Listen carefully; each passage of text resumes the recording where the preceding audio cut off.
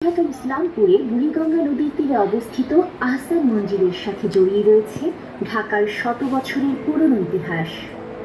ঢাকার প্রাচীন স্থাপনাগুলোর মধ্যে অন্যতম শ্রেষ্ঠ স্থাপত্য হিসেবে বিবেচনা করা হয় আহসান মঞ্জিলকে।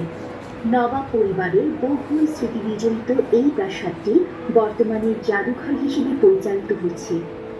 ভ্রমণ গাইডের আজকের পর্বে থাকছে আহসান মঞ্জিলের ইতিহাস, দেখার কি আছে, যাওয়ার উপায় সহ ভ্রমণের সকল বিস্তারিত তথ্য।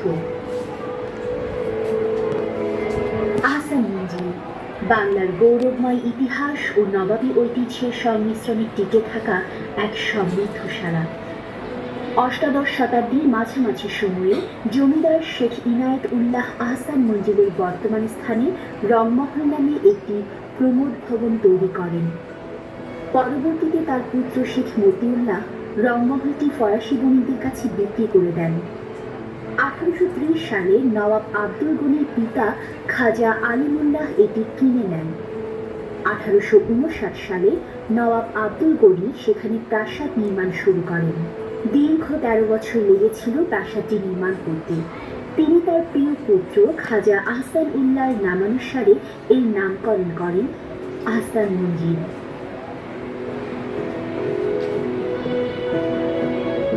একসময় ঢাকা শহরের সবচেয়ে উঁচু গম্বুজ ছিল আহসান মঞ্জিলের প্রাসাদের ছাদের উপরে সুন্দর গম্বুজটি। দোতলা এই ভবনে বারান্দা ও মেঝে তৈরি করা হয়েছে মার্বেল পাথর দিয়ে। প্রাসাদের ভিতরে রয়েছে খাবার ঘর, লাইব্রেরি, জলসা ঘর, দরবার হল এবং বিলিয়ার্ড খেলার জায়গা। আর প্রাসাদের দোতলায় রয়েছে অতিথিদের থাকার কক্ষ, বৈঠকখানা, নাচঘর, গ্রন্থাগার এবং আরও কিছু বসবাসের কক্ষ।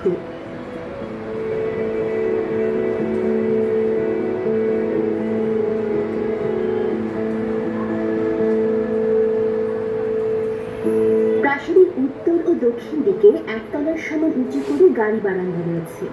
দক্ষিণ দিকে দোতলার বারান্দা থেকে একটি খোলা সিঁড়ি সামনের বাগান পর্যন্ত নেমে গেছে। প্রাসাদের ঠিক সামনেই রয়েছে চমৎকার ফুলের বাগান ও সবুজ মাঠ।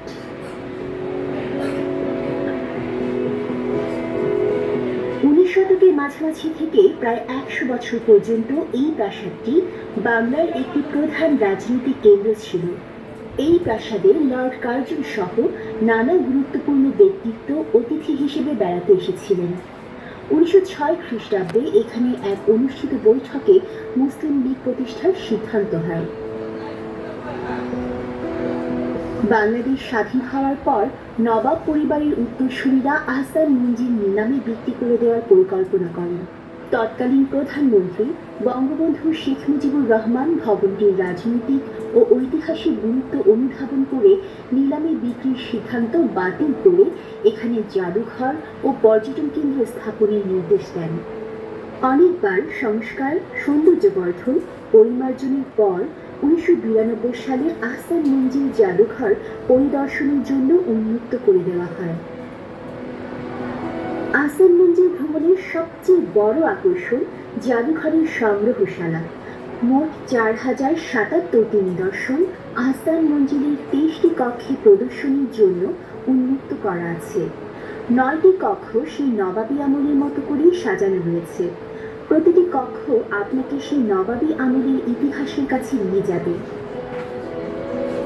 জাদুঘরে প্রদর্শনীর জন্য আছে আহসান মঞ্জিলের ইতিহাস, নবাবদের পরিচিতি ও বংশতালিকা, নবাবদের ব্যবহৃত বড় বড় আয়না, বৃহদাকার লোহার সিন্দুক, কাঠের আলমারি, ডাইনিং রুম, ড্রয়িং রুম, কাঁচ ও চীনামাটির থালা বাসন, হাতির মাথার কঙ্কাল, ঢাল ও তরবারি, নবাব আমলের বিভিন্ন ধরনের অলঙ্কৃত রূপা, ক্রিস্টালের তৈরি চেয়ার টেবিল, সিংহাসন, বিভিন্ন ধরনের তৈলচিত্র, ফুলদানি, হিন্দুস্তানি রুম, রাজকীয় অতিথিদের বেডরুম ও নাচঘর।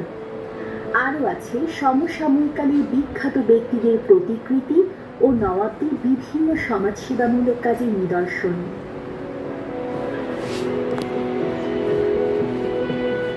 আহসান মঞ্জিল প্রবেশ টিকিট মূল্য 20 টাকা। 12 বছরের নিচে শিশুদের জন্য 10 টাকা, সার্কভুক্ত দেশের নাগরিকদের জন্য 300 টাকা এবং অন্যান্য দেশের নাগরিকদের জন্য 500 টাকা। আগে থেকে আবেদন করলে ছাত্রছাত্রীরাও বিনামূল্যে আহসান মঞ্জিল জাদুঘর দেখতে পারবে।